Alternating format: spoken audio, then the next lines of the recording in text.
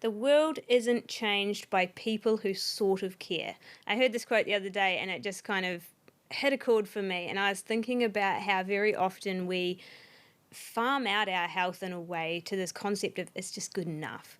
And I was thinking a really nice example here is imagine you were having a shoulder surgery because you got thrown off a motorbike at 200 kilometres an hour or whatever, and your surgeon's working away, but it's nearly time to knock off and it's not quite looking as tight as he wants to look at, but he's like, oh, I'll just stitch it up, it'll be good enough. We would totally not accept that, would we? Right. But when it comes to our health or our fitness or these sorts of habits, so often I think, and I hear this all the time, I hear this coming from people that I talk to, I'm guilty of doing it myself, we settle for just enough. It'll just be good enough. And I feel like good enough is actually a concept which is stealing so much potential from us. And so I want to talk about this a little bit today. Olly, I'm going to ask you, you've got an example here of how this shows up. I've got some key areas when it comes to like blood work, particularly, because that's my area of expertise, obviously, and then nutrition and fitness and stuff, but hit me. You're holding back. Look, one of the areas that, as you said, there's so many things that we could pursue in life, but there's only... if we can refine the focus down to a couple, we start to really see what's truly important. We've talked through this from values. We've talked through this around having that strong sense of self. But sometimes there's a people-pleasing nature to things. To be like, oh, no, it's totally fine. We'll get away with this, or that'll be good enough. Yeah. And an example that came up that Maya shared with me, and it's been super impactful for her over the years, is she actually worked in more of like a front desk scenario way back when we first got together. And this older guy came into the store and pronounced her name Maya or whatever it might have been.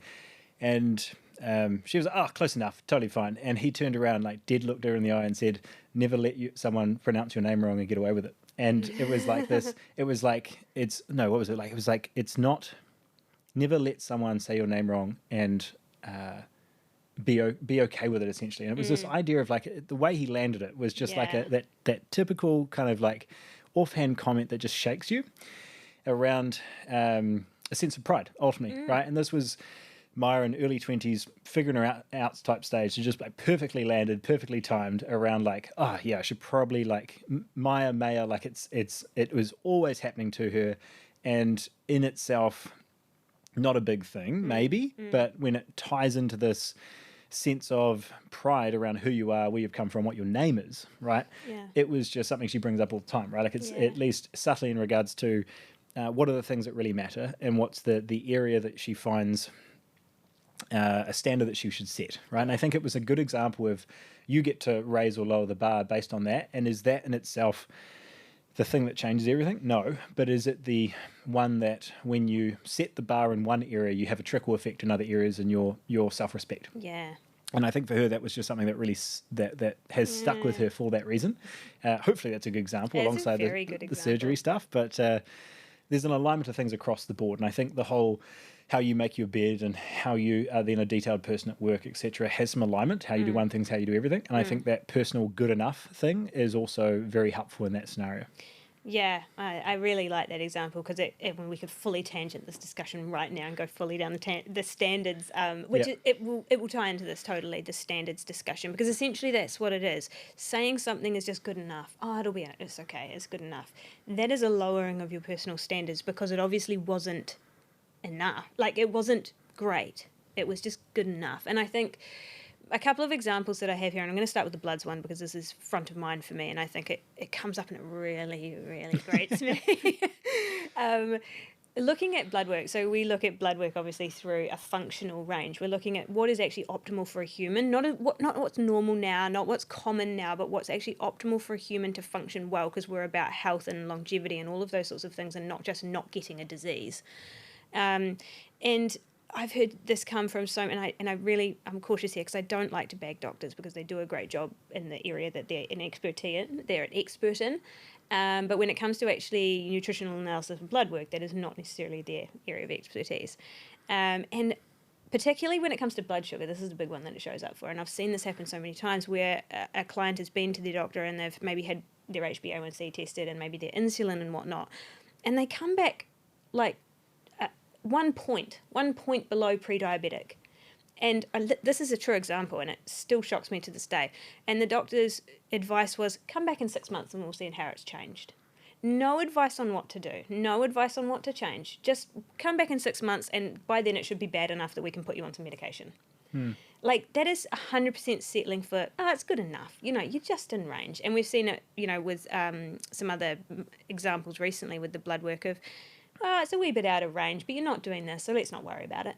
It's like, no, I am worried. Well, I'm not worried about it, but I am interested in optimizing this. Like, and it is that thing of, I guess you can't blame people because we don't know what we don't know. But the point is when it comes to changing your health, when it comes to changing your habits and whatnot, don't settle like for it's just good enough when there's something way better that you could have. And I think the same plays true with fitness, with exercise, strength training particularly, because people just kind of fluff around with it, right? But even food, and I'll give my example, then I'm going to throw the fitness one to you. But one thing I hear quite a lot is I'll hear people say, it got really busy, went out for lunch or whatever, and wasn't prepared, so I just had this. And I just had this. At least it wasn't that. And I'm like, that is true. At least you made a reasonable choice there, but you knew you were going out for that. We could have done better. You know, we could have pushed the bar a little bit more. And it's not that you always have to be perfect, but it's like, how often, and I guess this is the key point here, is how often are you letting yourself off the hook of just good enough, and actually you're sabotaging what could have been great for just good enough? Yeah. So the internal conflict I've got here is we talk a ton about like feel good at 80%, right? This idea of like give yourself permission to not bring this perfectionism nature of if it's not 100%, I'm just going to quit and start next January or next Monday or whatever the thing might be. And that's, of course, not helpful because what we're missing is frequency and consistency and how we talk to ourselves when things go bad. Like all of these really important traits with having an aligned sort of health journey that stays on track. But I definitely have an example on the exercise side here. And it's like, if you're exercising, it's better than not exercising, which is like awesome. We need to get you to that place, really have that discussion around what foundations need to be there, right? But there's also a huge difference between you going to the gym and being effective in the gym. Yeah. And I think that's, we are having a slightly more a 0 to 1 or a 1 to 100 chat here, right? Like if you're the 0 to 1 in regards to you're not exercising at all, we need to get you in the gym. I think that discussion does need to be the give yourself the space and grace to go for 10 minutes, not an hour, and really just, half-ass better than no ass kind of space. Like it's very much that mindset that we're always going to be supportive of. And I'm always going to be someone who that if I can see someone's in the gym for the first time, even if the exercises are wrong, I'm like, you are here. Good work. 100%. But if they are irregular and they're still doing bicep curls with their hips and swinging shit around, or they're bouncing out of movements, or they're not just taking the extra second to be like, how could I be better at this, right? Like we talked about before, I value that intellect relatively highly, and self-awareness comes into that. And if someone is training on a regular basis but just not taking that little bit of extra effort, like do one less set of bicep curls and do one more set of research to find out how could you do this better, right? And when I'm have a mild or not so mild obsession with maximizing every second in the gym so I don't have to spend all seconds in the gym, it does become a case of, well, how do I now contract the muscle, not just sling the weight? And I think that's not actually that hard to learn. Like your body gives you all these signs and signals if you're listening around like, am I feeling my chest or am I hurting my shoulder? Like that's not that hard to see the difference with. So if you are regular and you are exercising regularly, but you're not seeing the progress in the workouts you're doing, the small amount of effort to then know what is, great rather than just like good enough, I'm showing up, I'm doing better than most. Like average is by no means a high bar. And being able to just show up to the gym, well done, you're already above average. But like if you're already putting in the effort, why not get the most out of it, right? And I think being able to have this discussion around like optimizer versus maximizer of steps is going to be separate. But I think there's a lot more to do than just, nobody wants to put in effort to something to not get a result, right? So if you can do something to improve that, maybe all it requires is, as you said, that just check in on if I'm going to do something, it's worth doing well, right? And I think if that's talked about more regularly, it just gets rid of that, I guess, submission back to the mean. And there was a really good quote that I'm not going to be able to completely remember now, but it was this idea of how essentially all things require energy in order to stay alive, right? Like when we die, we become the soil over time because there is that reduction in body heat, that's that breaking down and decomposing the body, all of these lovely things I should not expand on too much. But essentially it requires energy to be different. It requires energy to be alive. And as soon as you aren't alive, there is no longer the energy, and you regress back to nothing, right? You regress back to nature.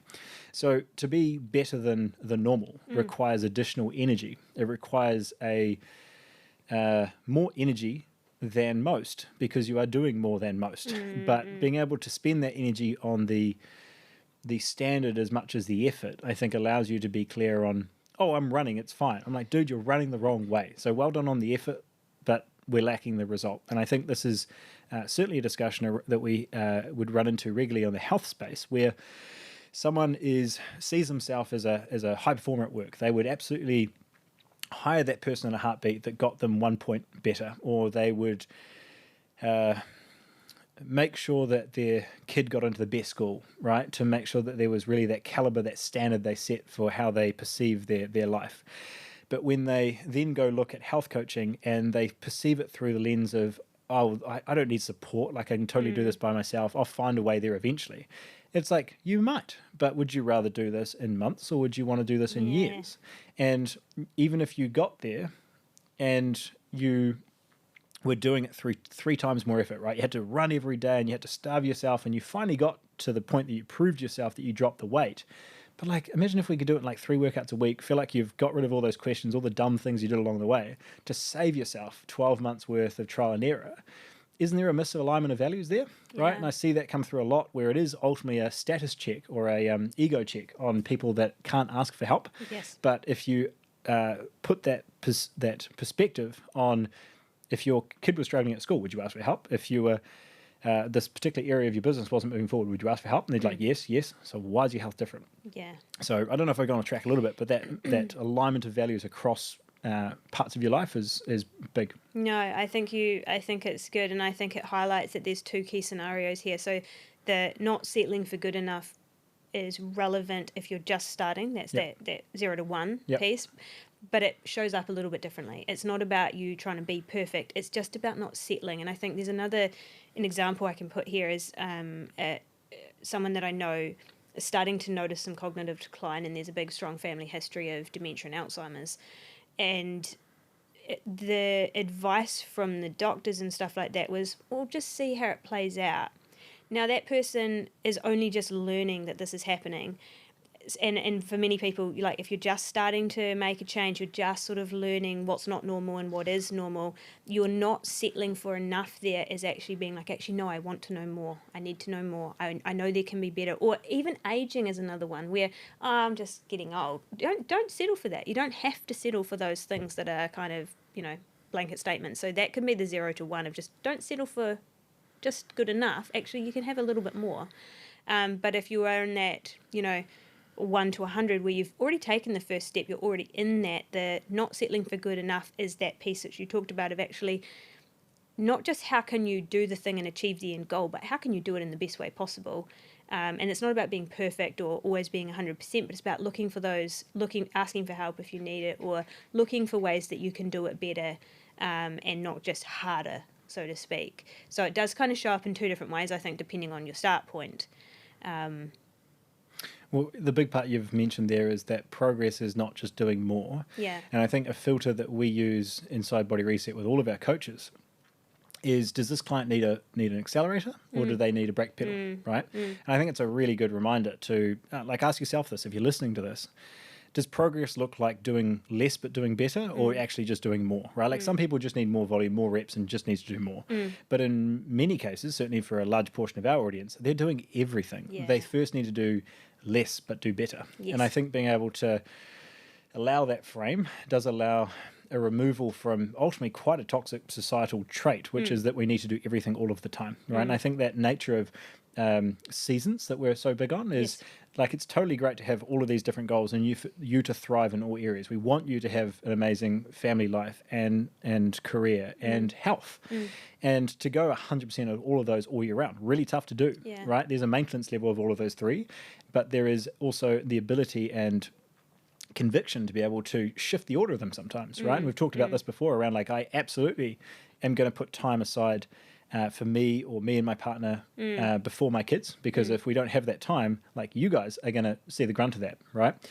I'm absolutely going to put time aside for my business in certain areas to make sure that we're afloat, or that we're ahead of the game, or that this particular division is done, or the project really gets out of the way, so I can set up the life for my family or whatever it might be. And then health as well. Like, why does that one keep getting skipped? Yeah. If we're not taking a period of time to be like, it's been a big couple of months and my body has definitely taken the beating here, I'm going to take a bit of time to add in a massage this week, or go away and actually do this little retreat over in Bali. And we've had that discussion with a couple of clients, right? That they're like, I'd love to go, but I just couldn't do that to my family. I'm like, do you think you'd be a better person if you're able to disconnect for a week, really find what's truly valuable to you, really anchor in and give yourself time to reflect and go back and be an amazing dad to them for the next 11 months? Oh yeah, I think that would actually make quite a difference. Yeah. Well, just a change in frame, right? Yeah. What's good enough versus what's just chipping away and surviving, right? Yeah.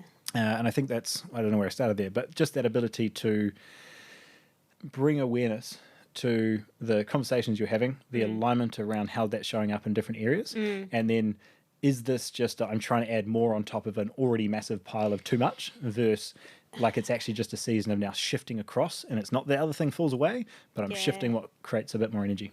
It's a really good nuance, actually. I heard this, I don't know if it was a statistic, but this discussion one time about the amount of this is super random, but it's going to tie in, I promise. The amount of device time or screen time that the average child gets now.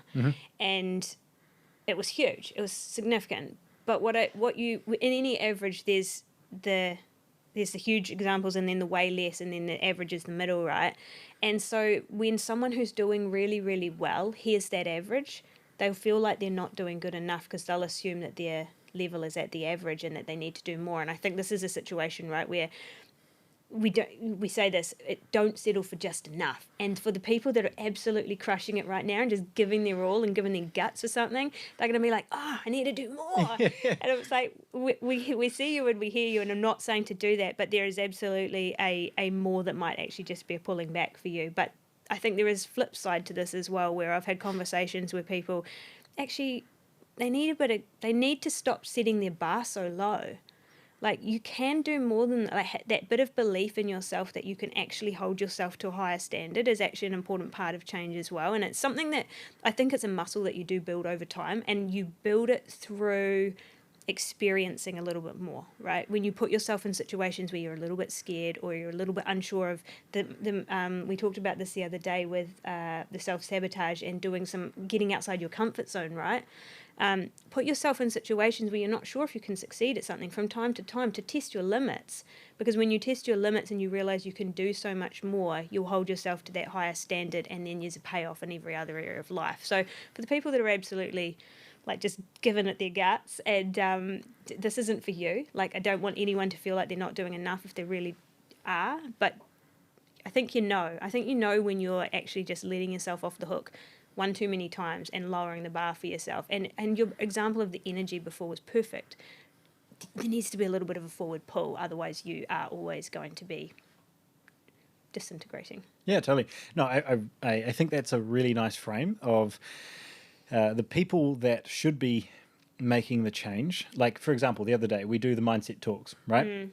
And the people that jump on the call are the ones that are already so aware and so developed personally that they're just refining, improving. And like, the ones that don't show up to the call because they're tired and they're too busy and they couldn't possibly, are the ones that would get so much more benefit from showing up. And it's almost funny that, you know, we talk a lot about not being a fan of blanket rules because they're generic and they tend to sort of show an average. But in some cases, like you just said, when you say you probably need to work harder, the people that are doing 7 workouts a week or 10 workouts a week are like, I know I can work harder, you know? And then the person that are doing like 1 or 2, they're like, I'm maxed out, dude. Like, I've got so much else I could be doing. So sometimes saying like, if you're doing 4 workouts and you aren't getting results. It's not about more, it's about better. If you're not doing full workouts, do more, right? So it's kind of getting to that space that you actually set a benchmark, because if you're doing more than those full workouts, like, man, I'm at 6 a week and I just feel tired and like I'm putting on weight. I'm like, it's not about more.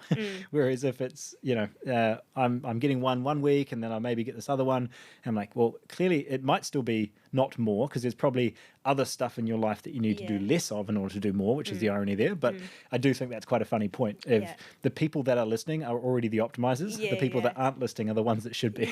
So we're preaching to the ones that are already doing this all stuff. you self-developed amazing people on this call, do less. I had my thought there completely disintegrated with that.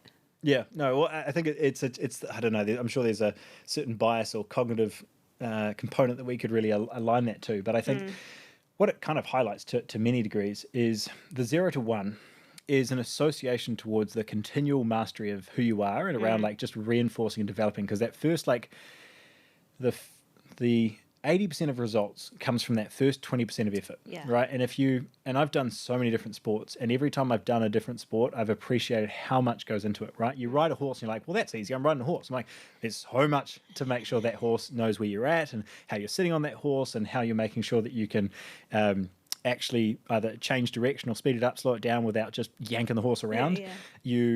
What's another sport? The motorbikes, right? You think you're just twisting a throttle and going around a track, but when you start to look at the top tier, like how much they're tilting the bike with their front and back brake mid corner as the whole bike's sliding, I'm like, you are focusing on so much while going at such a high speed. Those are two examples of, it seems from the outside like there's not a lot of skill in regards to it's not like you're running physically, but there's so much detail within those, and I think you probably have that appreciation to things when you do that first 20% of anything, right? And I think just the more times I've done something, and every single time had that little reminder of like, there's way more than you knew was here. So with everything that you either do or don't do, the just appreciation to that sort of naive nature that there's so much you don't know yet around how you can get better, and the ability to just spend that first bit of effort appreciating the nuance between what you're doing, right? The whole like, oh, you just need to exercise and lose weight. I'm like, you know nothing. There is so much detail to that, but you have to go through that first of doing more workouts and eating less to find and explore the nuance of really the rest of that experience. It's like a muscle, isn't it? You have to, well, two thoughts here. One, you have to actually exercise the muscle to realize what happens. So you exercise that muscle of just holding yourself to a higher standard and seeing what that feels like, and then realizing what other areas of your life you can apply that to. The other part of it that kind of come to mind there was some conversations that we've had with mastery clients recently about the big takeaway from mastery has been that there's always more that you can learn, and actually allowing yourself to get curious on the thing too. Like you said, with like horse riding or motorbike riding or whatever, you can look at it from the outside and be like, it's easy, I don't know. But when you get into it, if you actually get curious, there's so many more layers you can go to there if you choose to. And if you settle for just good enough, I can ride a horse, you never get the chance to see that deeper nuance and interest and cool stuff that there is. And when it comes to health and nutrition and all of that, there's so much more than just good enough. Like, who wants to exist in that? Totally. This is my final point, and we'll wrap this one up. But just to bring it back to the 80-20 thing, right? We've done this in a mindset talk before, and it's been so impactful to the clients that it really allowed this to sort of solidify in how they thought about it. Is, yes, it may be 80% of your results come from the first 20% of effort you put in, but that last 20% that you put in to really get the last 80% of your effort to get the last 20% of results is the difference between you staying stuck and repeating the same cycle, losing the same 10 kilos over and over again, versus you finally cracking the code on what that looks like to sustain it long term, right? And I think the example of that is the 80% of results and the 20% effort is you going from not being able to run to being able to run a pretty solid 5K, right? Now, this is by no means an intention you all need to be Olympic athletes, but the concept of like that last 20% might be the difference between you being first place and you being 20th, but the actual outcome of that is life-changing, Yeah, right? Like yeah. you are the gold medalist versus someone who did the Olympics, right? Yeah. Or even that like is amazing, but like someone that can run. And I think just being able to see the difference, like look in every single sport between the person who is first and the person who is fourth, and what sponsorship deals they get, how much they know, or how much they're connected to other people, like all of the stuff that comes from just that last 80% of effort for the last 20% of results, right? And there's a really great quote from Usain Bolt here, which is, I spent 9 years to run 9 seconds, and if people don't get results in 2 months, they quit. Yeah. And I think that just that ability to appreciate the nuance of how much can you learn in 9 years of running 100 meters? Yeah. Can you learn about one's body Yeah. to get to that point? Now, yes, you can talk genetics and everything else, and if you bring that up, you've missed the entire point, because there's so much nuance in that nature of just allowing yourself to explore the limits of certain areas. And we've definitely talked about that in certain ways. The bodybuilding thing is crazy in many ways, but I love that I did it, because to go to the extremes of both body fat and muscle, like pushing muscle to the extreme, dropping body fat to the extreme, you learn so much about the body that you just don't know unless you go to those extremes. Yeah. So I'm a fan of going there. That sort of nature of being able to find the middle ground is usually an exploration of the extremes to actually truly know what the middle is. Yes. Because if you've only ever gone one way and then come to the middle, but you don't realize that actually goes 10 times more that way than you think, you're way off the middle than you thought, right? So yeah, all of that, yes. I think just that nature of understand what areas that you're a 9 out of 10 and another area you're 2 out of 10, you would get significantly more results going from a 2 to a 5 out of 10 than going from a 9 to a 9.5. And just going back to the values, going back to that self-reflection of what area am I pushing the hammer, and another area just letting wither away. Yes. And I think if we align that with your overall health and idea of where you're settling, we start to get to a much better spot. I've got one quote to finish. It's attributed to Mother Teresa, but I don't actually know if it's hers. And it is, to know and not to do is to truly not know. And I think that that sums this up in a way, is that you don't know truly until you have done the thing. So if you let yourself off the hook all the time, you don't actually know. You think, I can't do more than this, or this is all I can do, or whatever. Imagine if Usain Bolt let himself off the hook and was like, oh yeah, I know how to run. Like, he wouldn't know how to run. He truly knows because he's done the work. So the nugget there is, don't let yourself off the hook. Don't settle for just enough. Actually dig into it a little bit and find out the depth that it can go to. Yep. If you theoretically know what it looks like but you haven't got the result, you haven't learned it yet. Yeah, 100%.